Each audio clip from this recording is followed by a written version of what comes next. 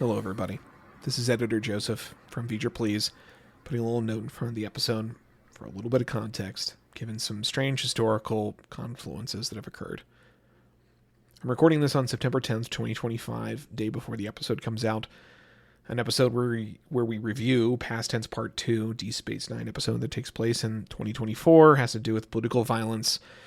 And you can probably tell already why I wanted to make this comment, because today Charlie Kirk, an American political commentator and activist, was assassinated in front of several thousand people. We talk a lot about class struggle, political violence, the death of empathy, where violence tends to bloom, as the themes of the episode, and that Trek, as is his way, often finds some interesting dynamics to play with and tells a good story. We ultimately come to that conclusion here to spoil a little bit of our discussion. We don't talk about Mr. Kirk. We don't talk about American politics very much at all, except for the awkward ways in which it touches upon some of the things that we are seeing in today's discourse. So with all that in mind, today, what happened to Charlie Kirk is a terrible tragedy of the highest order. Political violence is abhorrent and should never be entertained as it relates to how to solve problems in a pluralistic society. We talk about these things in the context that the story within Trek decides to introduce them, and how these things play out from the perspective of people who come from several hundred years in the future, centuries apart from when the tragedy occurs. And we even comment on the weird, dispassionate nature that is at the core of their actions, that maybe they should have been more disturbed as time went on, as the violent consequences that were once remote past events become visceral, real events that are occurring around them and perhaps even to them. That's all I have to say. That's just some context so that you, the listener, know how we had this discussion. Please enjoy the episode.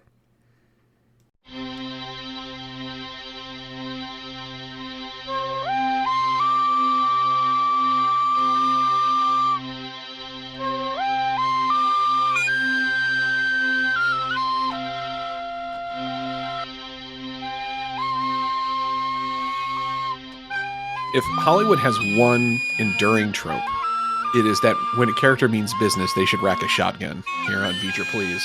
Vile visit to Bajor. My name is Joseph. Careful out there, kid. It's dangerous. Take my plot armor hat.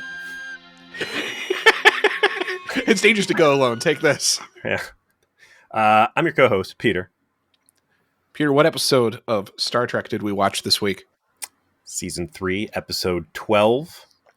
Past Tense, Part 2, first aired January 15th, 1995. Teleplay by Ira Stephen Bear and Renee Akevra. Story by Ira Stephen Bear and Robert Hewitt Wolfe. Directed by Jonathan Frakes. And we're still kicking it back in 2024. Correct. September, for the most part. Oh my goodness, we're so close, Joe. August 31st here. It is just a year ago that the Bell Riots happened, as far as the show is concerned. But this is 1930, 1967, and 1924. We'll get to that. There we have our Rick and Morty moment. Yeah, as I teased. If only, man. They were so close to doing something good with that. I have a confession to make, Peter. I came into the knowledge that we were going to review these episodes, and I hinted at this last week in my initial reactions to the first part. I really thought I'd hate them. I thought they'd come off as extremely cringe and preachy, and particularly as we consider the present moment in which we are watching it in, as you said, August of 2025. I liked this episode a lot. I was shocked by how much I enjoyed it and how much I felt like the message endured in a way that was not as preachy as I think the initial reaction was as I read in the Memory Alpha, nor what I thought it would feel like watching now. And that's probably part of the reason why this hasn't been held up as too much of an example in current day politics, is because it's a little bit more even-handed and interesting and nuanced than my memory gave it credit for. And I'm curious as to your overall thoughts now, having watched both of these parts. This comes off as a good set of Star Trek episodes doing this classic Star Trek morality thing, without going too far in any particular direction. I liked part one more than part two. Part two was still good. I don't know if I would go into saying it was great, but for a reflection piece that is overall light on the sci-fi, um, this is good Star Trek, and I would say it was good TV. And it's interesting to hear you say that when this thing came out, it was not regarded as strongly, or that there was a expectation that it would not age well, or just this is a very interesting snapshot for Trek overall. This 1995, and it's going to tie into what we do next week as we go back into Voyager. But like, I would say this thing kind of felt a little future coded, right? Like they were doing stuff that would resonate better later on. And same deal with Voyager, which came out as a very progressive piece of media in terms of diversity and some of the casting choices. And that, in a lot of ways, also aged extremely well. So what is the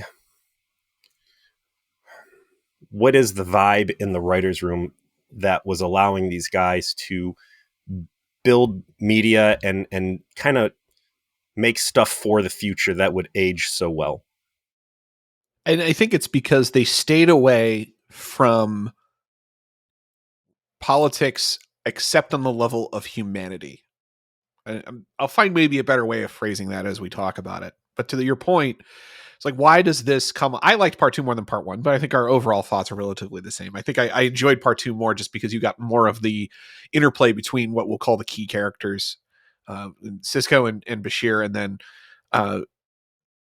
BC, the guy with the hat, is kind of the antagonistic ish, and then the face man for the group, Webb, and the way that they interact with each other, the way that they interact with the hostages, and how Cisco and Bashir actually do acknowledge every side's concerns. Oh, the detective too, Detective Preston, which is like the interface for the state, right? Well, you got the guard in there as well.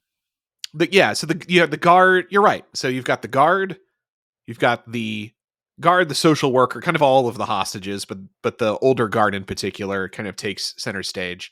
You have the detective, and you have the criminal ish person who's in the sanctuary district, and you have like the more legitimate person who's there. Criminal ish. It's an interesting way to phrase a guy who stabbed a man in cold blood for his food card. I think that the more the show goes on, I tend towards calling him criminal-ish because the show does a good job of demonstrating he's a victim of his circumstances as well as much as he is a man who's committed, acts that are potentially irredeemable. And that's what I liked, was that every single person in this equation, every side of the conflict, is actually treated with respect in terms of, by Cisco and Bashir acknowledging their concerns and acknowledging their position, while they are taking every effort they possibly can to keep history on its rails, and try to impart the lesson that is supposed to be taught by the experiences they're about to have, right? And that's a difficult dance to pull off without alienating your audience with a specific kind of politics. And they managed to do it. If I'm being honest, like this episode pulls that trick off better than I had anticipated. I agree. I want to go back to Voyager for a moment. A major difficulty for Voyager and Enterprise too was their inability to present us with good villains, right? They would almost overcompensate to stay away from two-dimensional, like this guy is clearly evil, to the point where like, all right, well, now we're being told that the Dick's Sporting Goods hunters are the bad guys, but like they don't really feel like bad guy. You've made them too sympathetic. Or Colonel Right. Grot from Dean Stockwell from Enterprise, like, Who was a good guy, and for some reason Archer opposed. Um, so this is the other side of that coin, where now it's not a hindrance to the story, making people extremely easy to sympathize with. Right. Yeah, Uh, you manage to tell the story you intended, which is you've got these Starfleet officers who are like, okay, our job is to keep the timeline intact. So we're going to take all the actions necessary to set up the thing that is supposed to happen.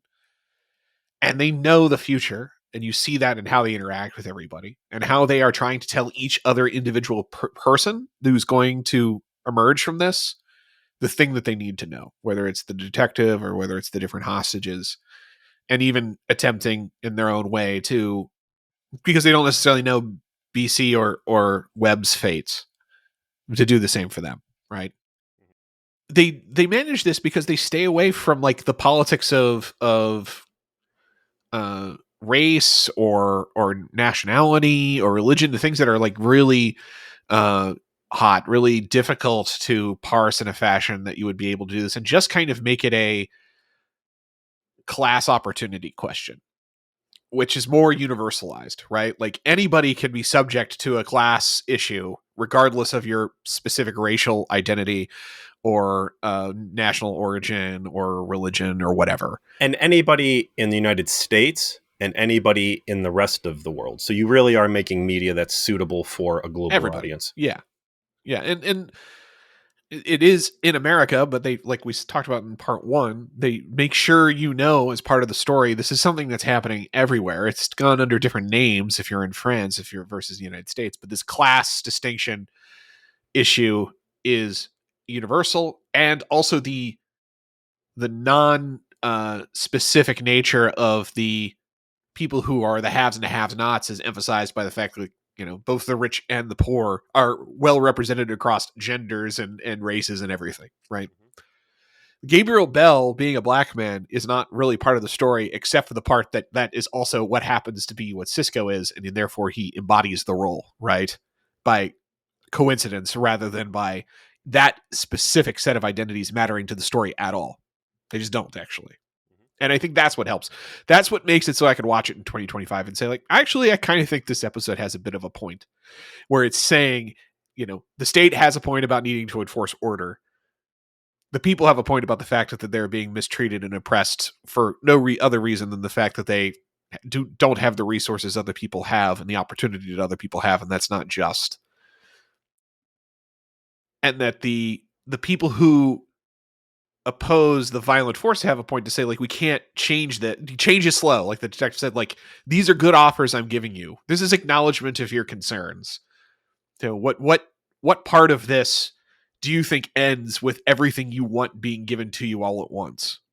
That's not how the world works, which is also true. Yeah. Anyway, let's get into the episode. We're picking up right where we left off. We had a last time on Star Trek Deep Space Nine moment. Get used to that. That's going to happen a lot down the road. Gee, I wonder why. And we are set back amongst our key characters, like we've been talking about. Cisco has decided to start calling himself Gabriel Bell because Bell has actually died. Bashir is quietly kind of staying into the background and following Cisco's lead. He's a good soldier in this one, by the way. Like, Oh, yeah. you want to talk about Bashir as like a solid Starfleet guy. He's 10 toes down, as you might say, for whatever Ben Sisko tells him is necessary. There is a reason why this guy has not taken a family, and that's the Starfleet commission officer ethos, right? And Yeah. I want to jump back to that episode with the deadly Christmas elves of WMD past. He's talking about fucking ballerinas or whatever. He's a foot. Yeah. He's a foot guy. Yeah. I don't want to take a wife because it's well known through the Starfleet officer corps that you never know what you're going to get into. You might be on a deep space assignment. You might be in a space battle and die. There's a lot of ways to be separated and cause heartache. You might be thrown back in time and have to make the decision that you are going to die in the past to preserve the future. Yeah. That's hard to fucking foist on your wife and kids.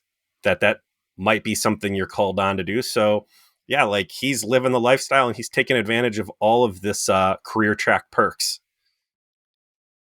They are navigating the testy circumstances in the best way that they can. Cisco asserts his command dominance in a way in this episode that feels very natural. If I can say anything about what this teaches me about Cisco as a character, particularly knowing how things evolve, is that his command authority might be the most tangible out of every Starfleet captain. In that he gives orders, he expects them to be followed, and you understand why people follow him, not just because he can be intimidating, but because he speaks with a level of learned authority that is palpable. Only, in my opinion, Jean-Luc Picard comes close, but he definitely takes a more collaborative approach, right? He brings his famously TNG does its stuff where, okay, let's have the big meeting where we're all sitting down in the conference room and we're going to talk about the problem and figure out what to do, right? That was his command approach. I'm going to bring all of my senior officers together. I'm going to go around the room. We're going to Build talk over the consensus. potential Yep. options. I'm going to come up with a solution on the basis of what I've heard. I'm going to have my solution challenged by my subordinates by design. I'm going to defend those decisions to test my decision, and then we'll emerge with essentially a consensus, but a consensus that I have chosen because I'm the leader, and that's how this works. It's a very effective. Jean-Luc Picard is the perfect character to do that. Cisco is more of a military leader, as we will find out. And you can see that here already of, we're going to barricade the doors. We're going to do this. We're going to do that. I'm going to give you orders. I'm going to look you in the eye. And I'm not intimidating you into doing this, except on occasion when it's necessary. But you listen to me and be like, yeah, this guy knows exactly what the fuck he's doing right now. We're going to do what he says, right? Like, and that's just the way. And it's just from there. He's not going to bring everyone around the conference room. He might take some input, but he's making fucking decisions, and we're getting it done because that's what a guy who's survived things can do that someone like Jean-Luc Picard is more collaborative, hasn't had to deal with in the same way. It's also a leading from the front approach very Yes. clearly. He's moving the tables. He's there along with you doing the things he's asking you to do. And that is a huge leadership motivator as well. So I agree with all of those points. And we pick up where they have just effectively taken over, right? Correct. And they're kind of like, we got a barricade. We have to go get more people to guard while we sleep. Like, he's actually has a tactical approach to, I need this siege to extend to a specific time such that they will have to charge the barricades. If I don't present enough of a challenge to buy ourselves that opportunity for history to play out the way it's supposed to, we will not succeed. Therefore, I need to think about securing this building. I need to think about ensuring that we are presenting an adequate threat to force negotiations. That's a rough place to be in for these guys, because he has all the power at this point to completely neutralize the situation and get a good ending. But, everything we talked about with like Pike and Balance of Terror and the glimpse into the future there, like, winning is ultimately a loss. And how do I play this scenario out faithfully to the original disaster, where I'm going to make sure that this gets bad enough to be able to enact meaningful change in the wake of all of this. So, as he's standing there with this lunatic BC that's brought this hostage situation on, like, you could have shot him in the back. You could have given him the old double axe handle to the head. There's 100 ways he could have shut this thing down, but like, now being forced to facilitate this, the psycho's illusions of grandeur, right? Because this really, they do very interesting things with BC, or Biddle Colrick, as we find out, to humanize this guy. Because last episode, he was just some Fallout Raider a literal murder hobo. Yeah. Not a good guy. Part of the Top Hat gang. And in this one, he wants to get the public spotlight on him, and he wants to get a sweet deal where he lets the hostages go. He gets his bribe money and a plane ticket out of there, and he can go take care of numero uno somewhere in Tasmania. He does a classic heel face turn where you think he's going to be the bad guy, and he slowly but surely turns around and identifies with the unifying class struggle that he is a part of rather than thinking of himself. And I know I'm blitzing all the way to the end, but his journey through this is so shockingly good in terms of the arc, where I buy at the end he's sort of accepting he has a responsibility to die and gives his hat to the kid. It's like, yeah, I know I'm sacrificing myself now on what's about to happen to us here. I kind of owe that because I didn't just murder a man earlier. And if that means I gotta put my money where my mouth is to deliver on this thing that we all know is necessary, then I've decided that I'm going to do that. None of this is explicit. It's all part of the performance. This Frank military guy who plays him, excellent. He kind of goes whole ass at this role in a way that you rarely see out of Star Trek guest stars. Yeah. And is able to act up to the level of Avery Brooks. That's a tough road to hoe to get into scenes with Avery Brooks and be able to match his intensity in a way that feels pretty natural. And their scenes together where he's trying to he's not intimidating this guy, but he is attempting to sort of bring him under his wing by a little bit of force. And he's responsive. And Sisko knows that. This man needs some guidance. But also he's kind of a maniac, and I need to have a firm hold on him. That's a fun interplay between them because they are obviously antagonistic at the beginning of this thing. They've had experiences out in the street, first with them beating the guy and robbing his meal card, and then the follow-up fist fight where the real Speaking Bell of the double axe handle, that's when Bashir breaks it out. We didn't call it out last week, but you brought it up. I was too busy being completely blindsided by the fact that I take 5v1 Jem'Hadar, but the Top Hat gang's going to give me a run for my money. Which again, jumping back into that, we can't call that the weakest shit. He knows how these things need to play out.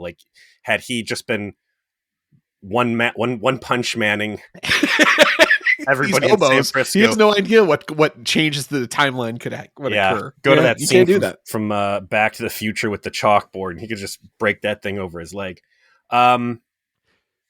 They start off very much at odds, and I think BC is ready to just go right back into fighting him, and it is that immediate display of crisis competency and tactical thinking that forces BC to be like, well, I got no reason to trust this guy.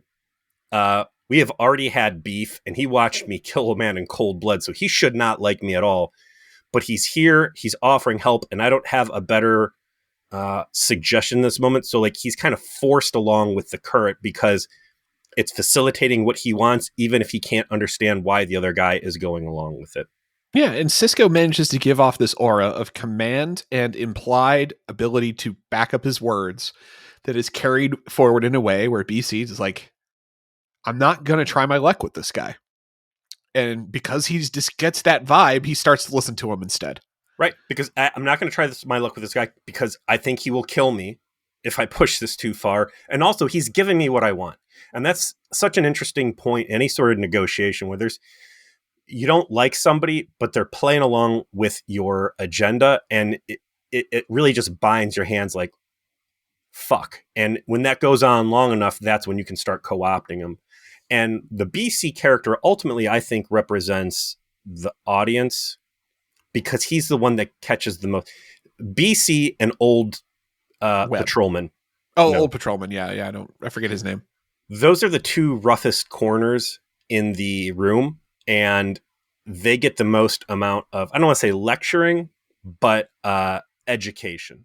So a lot of the stuff that the story is trying to convey to the audience gets to be spoken out loud in conversations and arguments with BC and the guard because they really represent the most dangerous points of the opposite ends of the spectrum, and that's chaos and that's order. Yeah. And Sisko's kind of desire to pull both of those closer towards the center so the sympathy can be there for the other side. Okay, right. And And then if this episode has a flaw, and I don't even want to say that it does, because again, I found this to be a great episode, which shocks me that I'm saying that, would defy my expectations. So I don't want to say that this episode truly has a flaw, but if I were to make a change, I just wanted one scene of 25 or 30 seconds of Bashir and Cisco like talking in some fashion, recognizing like we have a role here to make sure the people that survive this understand why it's important. That's the perspective we have. We have to facilitate a terrible thing to happen. We might as well make sure we're facilitating the reason why it's useful to everybody. You know? And they don't say that at some point. They kind of say it the week prior in the last episode. Maybe so maybe they don't feel like they have to again. But just like as the situation starts to build to its conclusion, and like Bashir having that moment of like, oh, man, are we really going to set this up so that hundreds of people die and like we have this terrible event occur in front of us? And like Cisco like reminds him of the reason why they've had to do what they've done, and like commending him maybe even of how effective he's been, Bashir specifically, in his part of doing that, providing the sort of compassionate care that helps push some of the survivors towards more sympathy for everyone else. And the fact that you also have like this opposite ends of the sympathy spectrum amongst the hostages themselves. In the limited amount of time we have, this 45 minutes to tell this story, you've got the social worker lady, Lee, who's already very compassionate, but also realistic about the world she's in. And then you've got the older security guard who's like, I don't fucking care. I'm jaded and cynical. You've got the family man security guard who's kind of like right in the middle of, I don't think this is great, but I also just want to get home to my wife, and I really don't like that I've been taken hostage, and this is where I punch my time card. this is a job, which is the real underlying, one of the major underlying themes of this entire situation is that, AI took all their jobs away, and there's no more Yes. jobs left in here. So Family Man, and they don't call this out explicitly, but like we came here looking for jobs. There's no jobs. I haven't been in any job interviews. Have you? Having a job means having means to earn a living for yourself and your family. And that's like the major conflict point here is there's not enough jobs. So this family man guard having a job, that's, the older guy, he, what would that be? An iconoclast, right? Because he believes in the system. But the younger guard is just there punching a time card so he can afford the lifestyle for his family and keep them out of this place. There is a spectrum of perspective from the side of society within the hostages that we get to know, the three of the five that we get to know, that helps deliver again on this balance to the story, where the whole point is those three emerge despite being victims, seeing that what has happened was wrong. And it's most obviously encapsulated through the older security guard, who is the most antagonistic, is ultimately the one whose life is directly saved by Cisco stepping in front of a bullet. And, him coming to the realization at the end of like, okay, my priors were too harsh. I was too jaded, too cynical from being older and having been through all of these things and not having any empathy. And I found it again because of this experience that I've had. And now me and my colleagues have an obligation to ensure that history, as Cisco and Bashir understand it, takes its course. I want to hold, what's old man's name? I'm going to keep talking about him. What's his? Yeah, he's a little kind of one note, but that's what his character is supposed to be, Well, I want to compare him up against some of the Klingon stuff. Oh, it was Dick Miller was the guy who played him. His name was Vin. Oh my God. Dick Miller is quite a famous B-movie actor from the Roger Corman school. This guy was like in, I think, hundreds of movies. I totally had missed on the fact that was Dick Miller for some reason. Wow. So, this guy's old. He knows the old America. Compare him to like the Klingon Empire in Decay stuff that we've talked heavily about. Like, this guy has seen a better version of America. He has watched things fall apart around him. He has been a part of this government enforcement apparatus, potentially has some military background or whatever. And yeah, like there's this jaded thing of like, I've been watching all of this fall down as I've been standing here with this gun, and I've come to resent the forces that have dragged this country down. And I think that's where his lack of current day perspective is that just so much is accumulated, whereas the younger members of the government office are much fresher. And I really like the ladies, kind of like the glimpse into her story that she gives Bashir, because she's like hyperglycemic or something. Yeah. So she gets some nice one-on-one time, and Julian, does his doctor thing a little bit more, and that wins over her loyalty to him. And she discloses like, yeah, this is, real fucked up. And I tried to help someone once and I almost got fired for it, which to us might sound a little flimsy. But again, remember, these people, once you lose your job, you're a stone's throw away from living in this place yourself. So like there is very strong motivation to do your job, keep your head down, stay employed, because the risk of what happens once you lose a precious job is right there in front of you. Yeah, your job is to watch the consequences of you not following the rules. Yeah. So back to the plot. I do want to like sketch out a little bit more what happens in the episode. It's not the most complex thing in the world. It's actually pretty contained, like you said. Low special effects, low sci-fi. But the other two threads that are happening are Jadzia, who kind of gets a lot less screen time in this episode relative to the first, dealing with the guy I called Lawful Good, Donald Trump, and more like Bill Gates-ish type of character, and attempting to find a way, obviously, to reunite with her colleagues.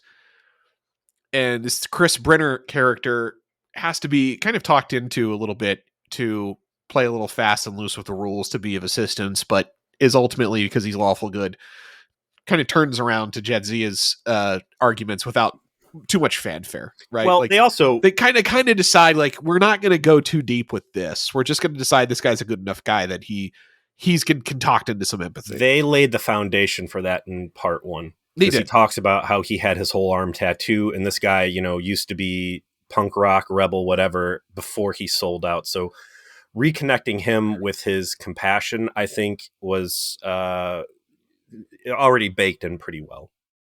And also, you've got the, shall we say, abortive adventures of Starfleet Rick and Morty as they travel through time trying to find exactly where it is Cisco and the crew have accidentally beamed down to. And then that takes the form of our murder friends, as we like to call them, Kira and O'Brien, the people you don't send on science things, but there's no one else, right? It's them and Odo. Unless the science to be done is booby trapping a door to explode when people walk through it. Yeah, so if the science is the best way statistically to kill a Cardassian, these two are on the case. But right now, fortunately, it is a transporter issue, so you can kind of buy into the fact that O'Brien is kind of the guy for that. Like if you're going to create a science problem, make it that it's on the teleportation machine that he's the expert in. What a cheap episode cluster for them to film here, because you've already got the Defiant sets, and then it's just Jonathan Frakes like, all right, Paramount, what's the back lot looking like? I want to do some 20s stuff, so get those costumes out. Give me some hippies. With licensed music. With Jimi Hendrix blaring in the background. That was actually the most stunning fucking thing in the episode to me.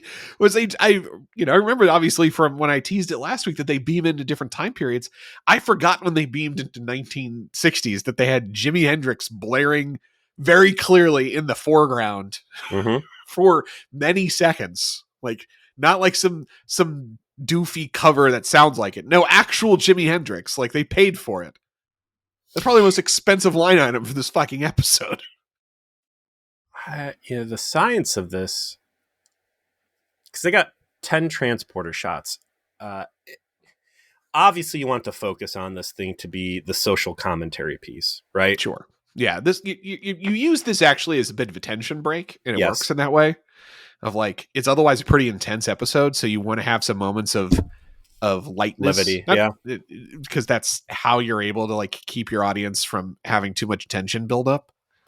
But There's a couple like when Clint Howard shows up as a oh my god, as a fucking homeless man for no reason, like that shit. Just break it up a little.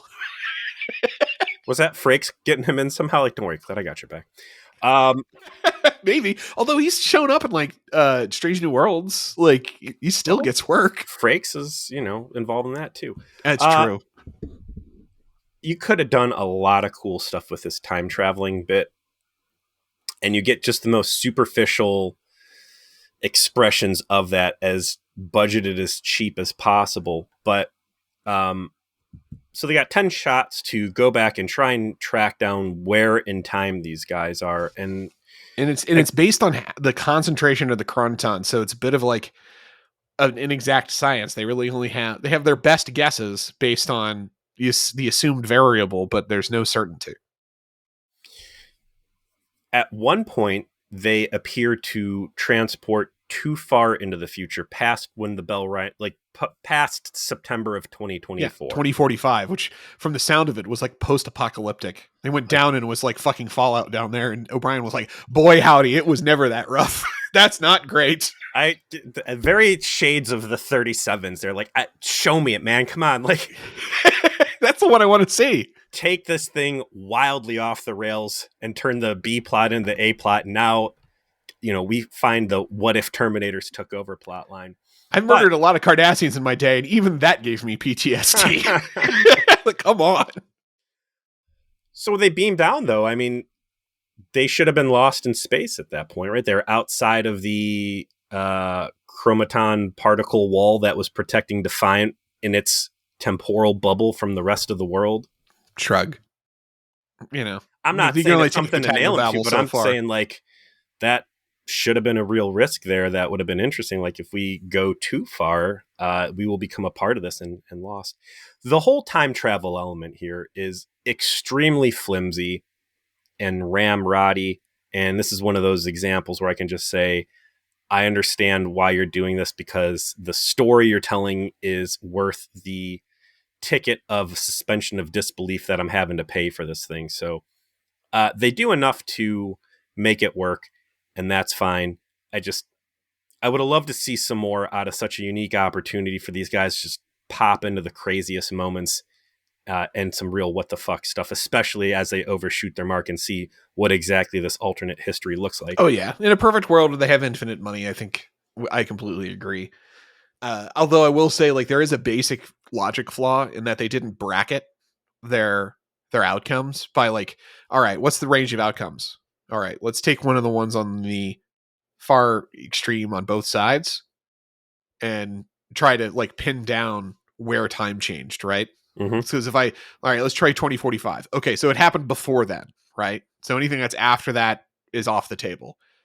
All right, now let's try 1930. Okay, time is still the same, so it's within this range now. Yep. Right. Now let's keep bracketing down until we can narrow. The is Jesus still there?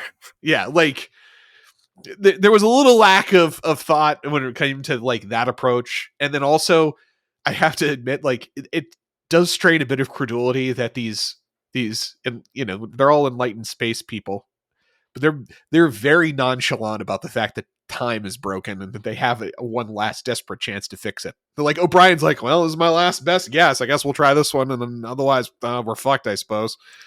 Like, just real casual. Like, I know that this is all going to work out, but could you act for maybe 20 seconds that maybe it's not? That you're like concerned you're never going to see your wife and child again because time is busted. You have killed every single person yes, on Earth. Like you have your hand on that transporter pad has snapped everybody into dust. Okay, this is for all the marbles, bro. Yeah, like I'm not saying you got to go super deep, but could you just be a little less cavalier? Just please. I need an intensity out of you that is more than I don't know where my gym membership pass is. There's one. Yes, we can. Yes. I guess we can check the couch, and if it's not there, then I don't know where it is. Like, I get more distraught when I lose my car keys than he is having killed everything. And I know it's like not his fault. I'm not expecting him to take personal, like, but it is up to him to fix. You would think that he'd be a little bit more dialed in. Does he have like this maybe it's this unspoken thing that all Starfleet has come to assume, especially on Enterprise, is like, if it gets too bad, I mean, we could always suck Q's dick into fixing this, right? Like, right? Or if you're going to have him be nonchalant, and like this could have been an interesting B plot. It's like Odo and Kira, because their Bajoran officers are freaking out because they're not used to this shit.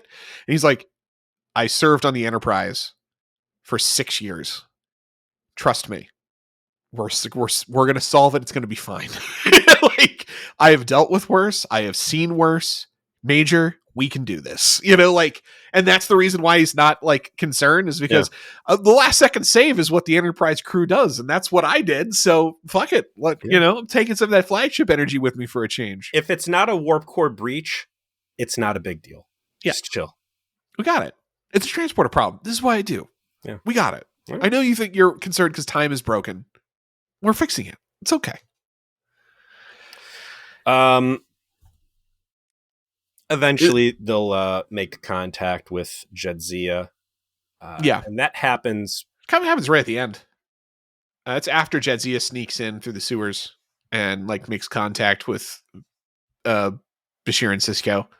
The interesting crinkle in the plan is that the state shuts down broadcast media access for the downtrodden to really, get their stories out there on the internet. And that's the crucial part in all of this. It's the drama of the hostage situation, and then the general public's ability to start establishing sympathy for the people stuck in there and having a face, and the stories of struggles to associate with the people involved.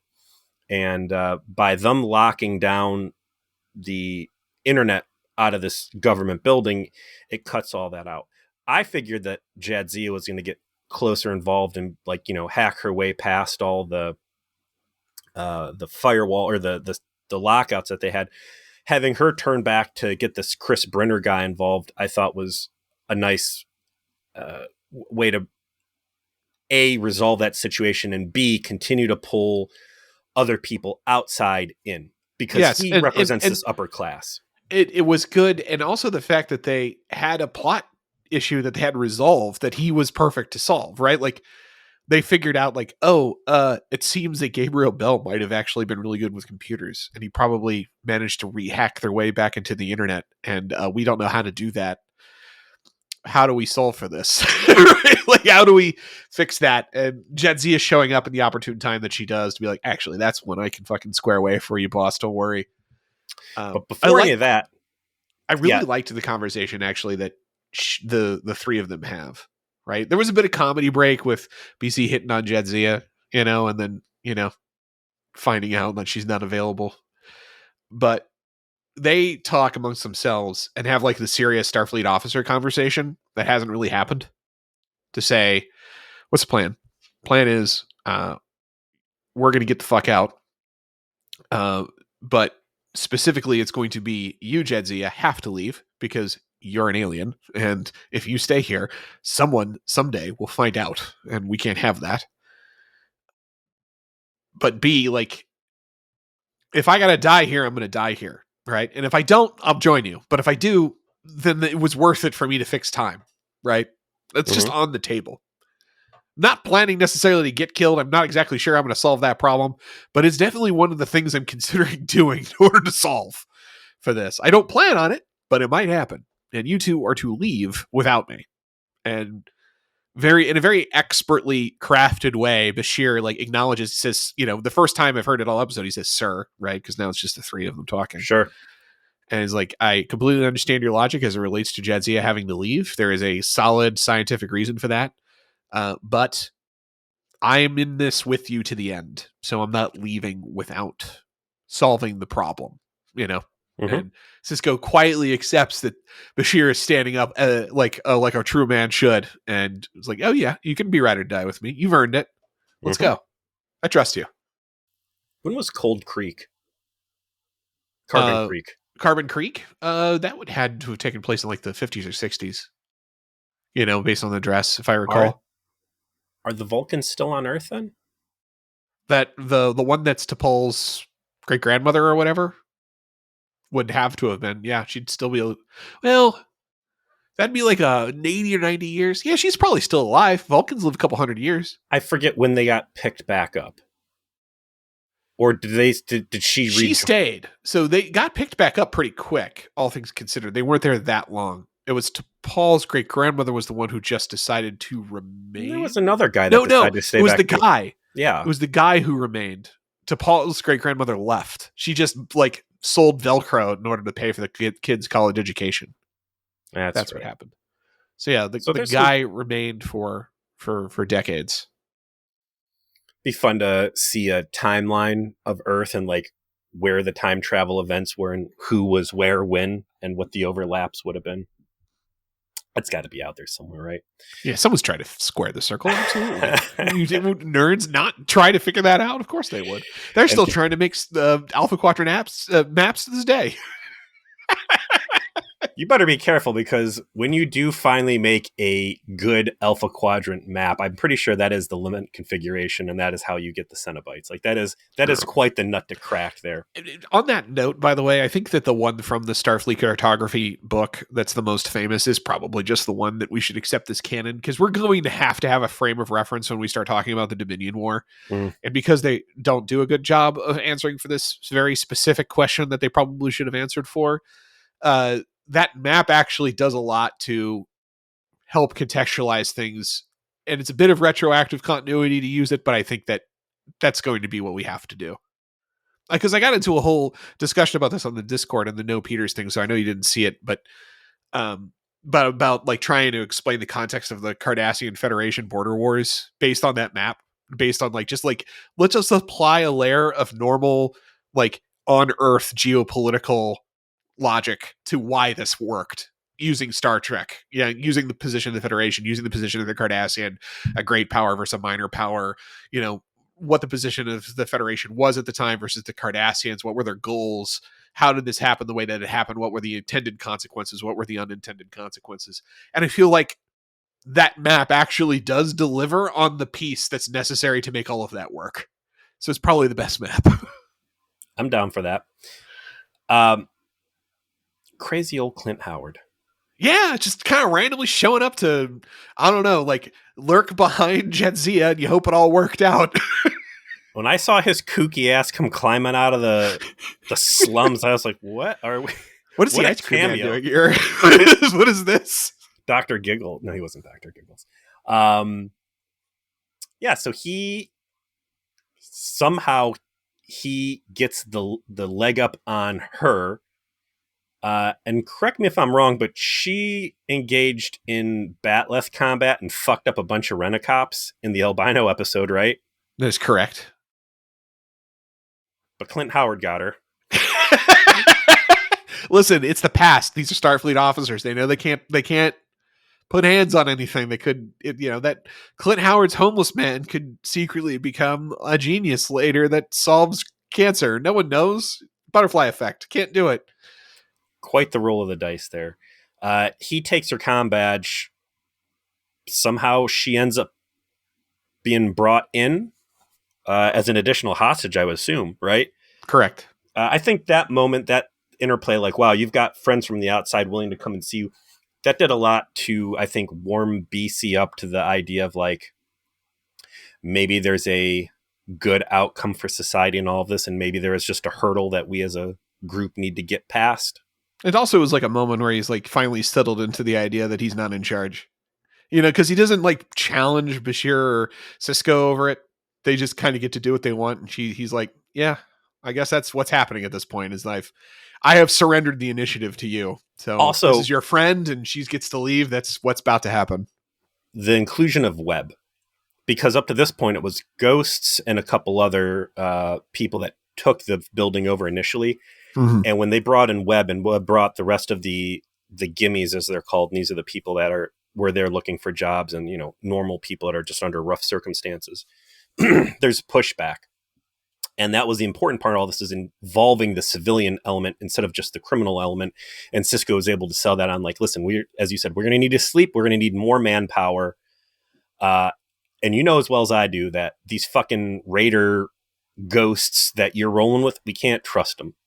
So we need the numbers. Webb, who had initially planned peaceful protests, brings his dudes in. His son is there, and as we close to the end of the episode, Jadzia goes back. She convinces Chris, Brian, or Brenner or whatever to broadcast the stories. Everybody gets a lot of FaceTime, and as things start wrapping up, there's an inevitability in the air that everybody can kind of recognize as they start seeing like more troop deployments. So Webb tells his son to get out of town. Tell your mother I love her. Very much like acknowledgement that this is about to go poorly. And then it's where we talked about BC making his kind of full turn to being a face and taking his hat, which was a notable point of conversation earlier with Cisco. It kind of putting on his head as his own personal way of like, whatever's about to happen here, you are the thing that's going to live on. So here's a piece of myself I can give over, and then, turn to all these people who are going to look at me like, oh, look, he's sympathetic now. And I'm going to kind of give him shit because, I'm going to die with my boots on, but I am going to die. That is what I have to do here. We know that there has to be bloodshed. Cisco knows it. These other people, though, at no point is there really a conversation of like, well, they've got a lot of soldiers and there's only like 2 shotguns among us. 2 like, fake Spaz 12s. Like, what if we just lay down our guns and everybody, what if we just let the hostages go at this point?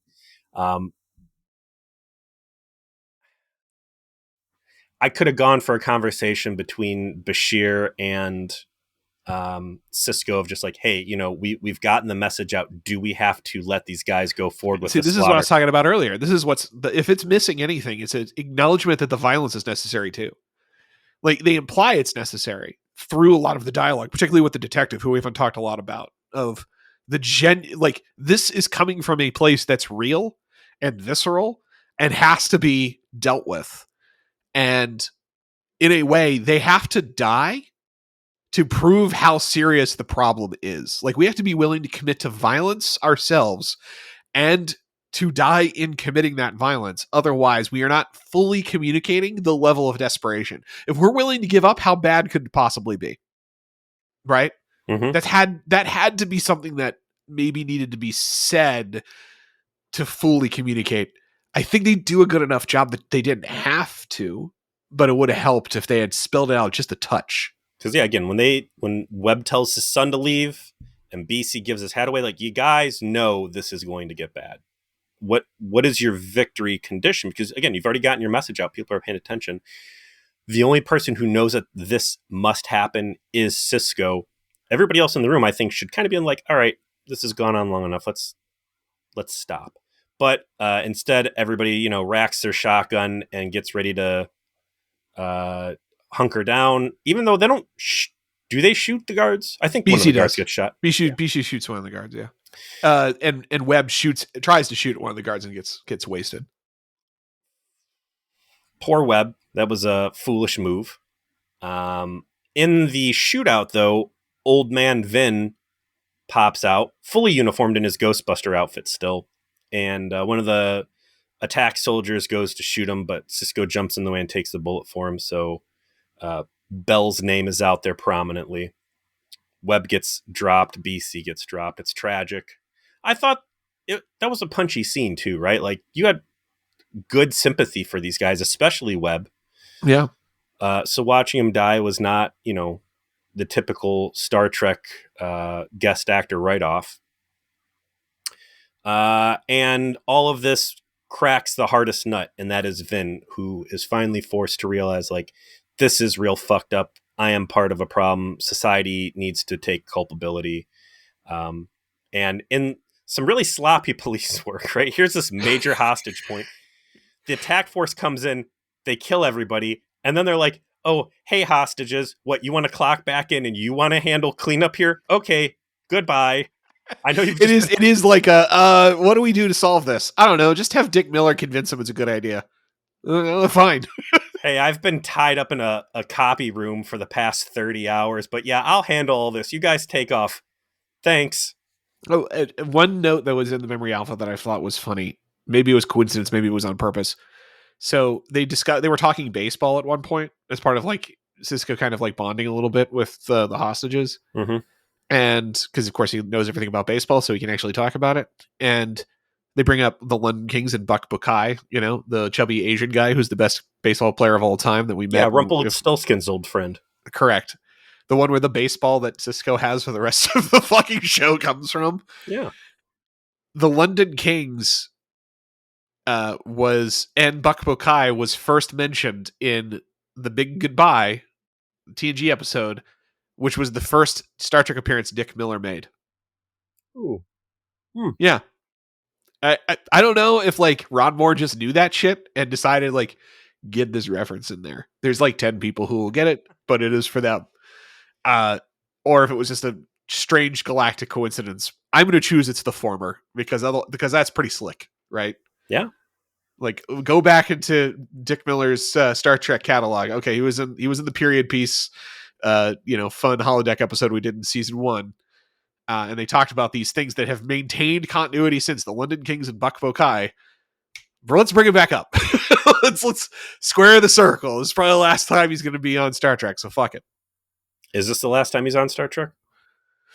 Yes, it is. This is one. He just had the two. He had The Big Goodbye, and then he had Past Tense Parts 1 and 2. So they kill everybody, and then the SWAT team moves out. They leave Vin to handle the cleanup, and he lets them basically, the conspiracy to let what he understands to be Bell go, and says, "Give me your IDs. I'll plant them on some other people, and that's how we'll sell this thing. As far as anybody's concerned, you died here." I needed Bashir to be like, you know what? Actually, I have just the body to use. He's a little rank. I'll be right back. This guy looks like a Gabriel Bell, doesn't he? But then you couldn't have the scene at the end, Peter. You couldn't have the close-up scene where, they're back on the Defiant. Time has been restored. Cisco is laying uncomfortably in the crew bunks waiting for, his arm to heal and his the inevitable "I'm going to get yelled at by my bosses" moment that's going to follow. Mm-hmm. And Bashir rolls in with a little bit of a shit-eating grin on his face with the pad and goes, "I went ahead and looked at the old historic documents, and you'll never guess who Gabriel Bell is." Hands it to him. It's his picture. Cisco's like, "I really don't look forward to explaining this." Mm-hmm. At least it's a good picture. Yeah. Like, you look good, man. Look, I get you guys are mad. Blame the Dominion. None of this would have ever happened if we didn't have to pull the Define out of mothballs and put a Romulan cloak in it. All right. I don't know what you want me to tell you. Listen, I squared the circle and everything is fine. We're all fine. The only damage to the timeline, is the fact that my charming face appears as a otherwise relatively unknown 21st century figure. Really, how bad is that? Blame Admiral Chit Chat for trying to drag us down to this fucking party at the same time that a black hole was opening or whatever reflected off our chromaton particles. Like, I am the victim here. Bureaucracy and small talk and conferences that could have been emails are the real villains. So overall, I felt like this was a very strong series of episodes. Much to my surprise, I thought that the second one was the strongest out of the two. And 2 episodes I thought were for sure going to be on my bottom 3 list when we talk about this season are most certainly not going to be. So I don't know. I think there's a lot of people who listen to our show would probably be surprised to hear that. I'd be very interested to hear the feedback and what people everyone else has to say about it. I think it's fortunate in a way that we haven't published part 1 that's going to come out on, relative to us on Thursday. Sure. So we got our takes out before we really saw anything anyone else had to say. So comment and subscribe and do all those things that you should do to shows you like so that other people will watch them, please. I beg of you. But what are we watching next week, Peter? There's an episode that takes place on Deep Space Nine, right? Probably at the same time, that this is happening. Maybe right after when the Defiant's still away. Speaking of real villains. Yes. Catherine Janeway. Indeed. The galaxy's biggest villain. Yeah. We're going to be going back to Deep Space Nine. back to talk of the Badlands, or was it the Briar Patch? It's the Badlands, right? right? The Badlands, yeah. Voyager Season 1, Episode 1. Caretaker. First aired January 16th, 1995. So past tense was January 15th. So was that a Friday, Saturday? Yeah, it's right after. Hot on the tails, man. This is going to be Michael Piller. This is going to be Jerry Taylor on the teleplay. Story by Berman Piller and Jerry Taylor. Directed by Rick Colby. We've been here before. The newly commissioned starship Voyager and a Maquis radar are flung into the far reaches of remote Delta Quadrant by a powerful entity known as the Caretaker, and stranded there by a foolish entity known as Catherine Janeway. I'm very excited to not only go back to Voyager, but go back to a version of Voyager that we quickly left. Yeah. So we're going to do both parts. Are we? Yeah, we have to. Let's do the whole story. Parts That's 1 and 2. You're giving 2 weeks up to We're bad do Star both. Trek. Listen, we are rehashing old territory, all right? Listen, We're man, not going to recap the episodes the same way we did when we did this 7 years ago. Well, hey, we didn't get to do both episodes of the Worf Klingon prison camp. Yeah, but it was actually more fun to just do the piece that have to do Deep Space Nine, because the Deep Space Nine character was literally on that episode. And then the episode really had nothing. It had everything to do with Worf on that planet, nothing to do with the station after that. And it made sense. But this is V'ger Please continuity. This is us going back to our origin story. Okay. We have to give this its due.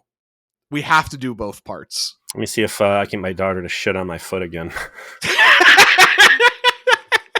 What a way to introduce yourself to the audience, right? Like, when you think about it. So this isn't just going to be us talking about Voyager. It's not just going to be us talking about, obviously, the opening scenes that takes place on Deep Space Nine.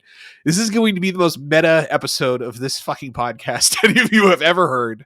Yeah. As we walk down memory lane and we think about the experiences that we've had to this point, and that it started with our review of this. I'm actually really, really, really looking time forward travel to into this. time travel. It is. This is the most meta of time travels. So I hope you all are prepared to enjoy an episode that, if you have not been a fan of us, might be a bit difficult to get into. But for those of you who have been along for the ride, it's going to be for you. So, gosh, I should dig my old notebook out and see if I'm going to listen to our original episodes and bad mics. Oh my God. There's so much I am waiting to talk about here. So we'll see you all there next week.